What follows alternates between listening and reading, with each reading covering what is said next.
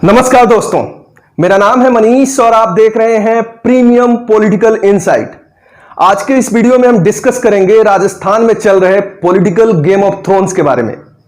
Sachin Pilot versus Ashok Gehlot, इसमें से कौन सही है और कौन गलत? राजनीति के खेल में इस प्रश्न का कोई खास रेलेवेंस नहीं है। बहरहाल हम रूट कॉज से शुरू करते हैं। महाराष्ट्र इलेक्शन के बाद से ही कांग्रेस में एक सुगबुगाहट थी, old guard versus young brigade, और इस तरीके के सिचुएशंस कांग्रेस पार्टी में बार बार अक्कर होने लगे, रिपीट होने लगे। जैसे कि हरियाणा इलेक्शन में अशोक तंवर वर्सेस भूपेंद्र सिंह हुड्डा। चूंकि भूपेंद्र सिंह हुड्डा एक एक्सपीरियंस्ड पॉलिटिशियन थे, उन्होंने समय रहते ही अशोक तंवर को दबा दिया था। ऑल्दो हरियाणा में कांग्रेस का सरकार भी नहीं बना, तो इस बात का कोई खास रेलेवेंस नहीं बनता है। इसके बाद मध्य प्रदेश में आपको पता है ज्योतिरादित्य सिंधिया वर्सेस कमलनाथ, आपको रिजल्ट पता है। आज सेम सिचुएशंस राजस्थान में अक्कर हुई है, अशोक गहलोत वर्सेस सचिन पायलट। माना जाता है कि ये कन्फ्लिक्शन जो सचिन पायलट और अशोक गहलोत के बीच में आज हो रही है, ये 2018 से ही शुरू हो गई थी, जब कांग्रेस पार्टी ने इलेक्शन जीता। उसके बाद ज्यादातर देश के ज्यादातर यूथ सचिन पायलट को पसंद करते थे, क्योंकि वो एक यूथ आइकन थे। लेकिन कांग्रेस ने अशोक गहलोत को चीफ मिनिस्टर बनाया, उनके कुछ इंटरनल वजह रहे होंगे। इसके बाद दोनों ही पार्टी में एक दोनों के अपने अपने खेमे बन गए।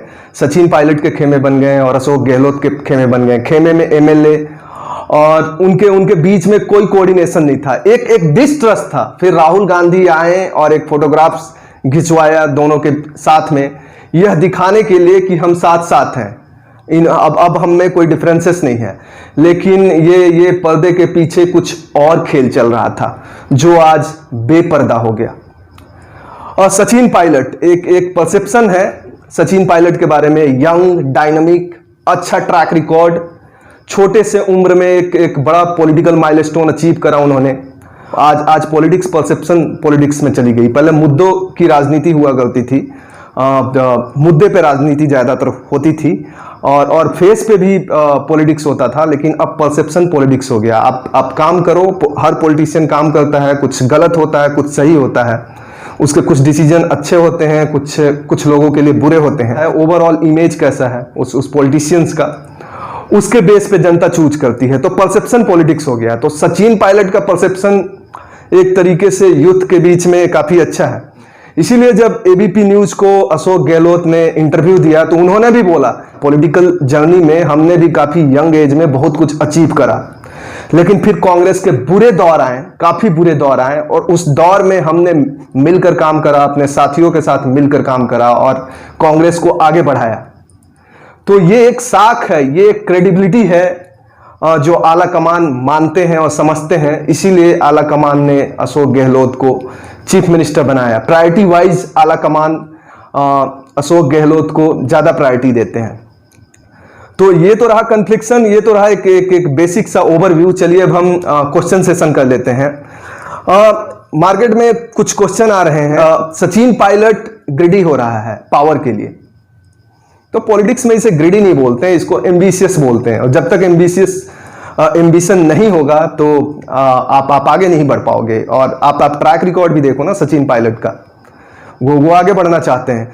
और रही बात, आप बोलोगे अशोक गहलोत भी तो एम्बिशियस हैं, ओल्ड एज में भी, अभी ओल्ड एज है अशोक गहलोत का, फिर भी एम्बिशियस है। शुरुआत में दोनों के बीच में एक तरीके से सॉफ्ट फाइट हो रहा था, लेकिन आज मैदान खाली है, लोग फ्रंट टू फ्रंट फाइट कर रहे हैं। अशोक गहलोत ने भी एक इंटरव्यू में बोला हम सब्जी बेचने थोड़ी ना आए हैं, यानी एम्बिशन तो उनका भी है। दूसरा क्वेश्चन ये है कि सचिन पायलट बीजेपी से मिले हुए हैं, तो शुरुआत में ऐसा नहीं था, या मेरे को पता नहीं अभी क्या चल रहा है, क्योंकि राजनीति के खेल में सीधा सीधा कुछ भी नहीं होता, पर्दे के पीछे से सब कुछ होता है। चीजें इतनी आसान लगती है देखने में, उतना होता नहीं है, पीछे से ही गेम होता है। क्लाइमेक्स के मोमेंट में सब कुछ सामने सामने होता है, लेकिन शुरुआती दौर में कुछ भी सामने नहीं होता है।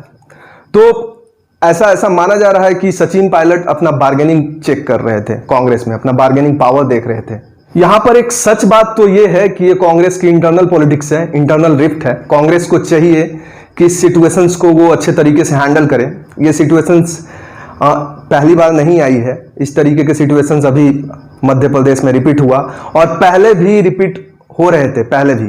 तो अगर एक ही तरीके के सिचुएशंस बार बार रिपीट होते हैं तो ये पार्टी का क्या, कोई भी कॉर्पोरेट इंस्टीट्यूशंस में ये घटना हो सकती है, इस तरीके के सिचुएशन आ सकते हैं। लेकिन आप उसको कैसे सॉर्ट आउट करते हो, कैसे रिजॉल्व करते हो, ये आपके ऑर्गेनाइजेशनल कैपेबिलिटीज को शो अप करता है और दिखाता है कि आप में ऑर्गेनाइजेशनल कैपेबिलिटीज है।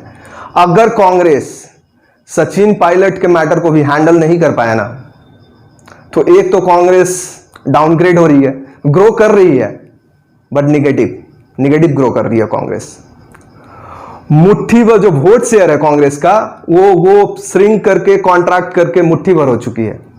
ठीक है, सोशल मीडिया में जो लोग दिखते हैं ना, वो कांग्रेस के ही वोटर्स नहीं है, वो एक कंसोलिडेटेड वोटर्स हैं इनकम्बेंट गवर्नमेंट के अगेंस्ट, एंटी मोदी, वो सारे वोटर्स हैं, सारे पार्टी के हैं। वो अभी कंसोलिडेटेड दिख रहे हैं आपको। जब इलेक्शन आएगा, पॉलिटिकल अरिथमेटिक चेंज होगा तो सारे फ्रैगमेंट हो जाएंगे।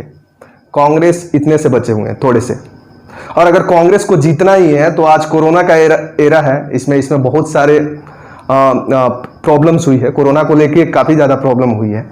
खैर, गवर्नमेंट जो भी अपना डिसीजन जो भी गवर्नमेंट को लेना था, एडमिनिस्ट्रेशन को लेना था, एडमिनिस्ट्रेटर को लेना था, उन्होंने तो लिया, बट उसके अलावा यहाँ पे प्रॉब्लम काफ़ी हुई है लोगों को, जनता को, अलग अलग सेक्शन ऑफ सोसाइटी के लोगों को। तो कांग्रेस यहाँ पे अगर अभी बिहार में इलेक्शन होने वाला है, मतलब जब भी हो, अगर बिहार में कांग्रेस अपना परफॉर्मेंस नहीं दिखा पाती है इस सिचुएशंस में, तो आप सोच लो कांग्रेस का क्या हाल होगा। एक सवाल ये भी है कि लोग बोलते हैं कि ये सचिन पायलट और अशोक गहलोत के बीच में जो कन्फ्लिक्शन है, इसमें बीजेपी बहुत मजा ले रहा है। तो घर में झगड़ा होगा तो बाहर वाले मजे ही लेंगे। वीडियो देखने के लिए बहुत बहुत धन्यवाद। और अगर आप मेरे इस वीडियो को पसंद करते हैं तो प्लीज़ इसे लाइक, शेयर और कमेंट करें। आज के लिए इतना ही। For now, good bye.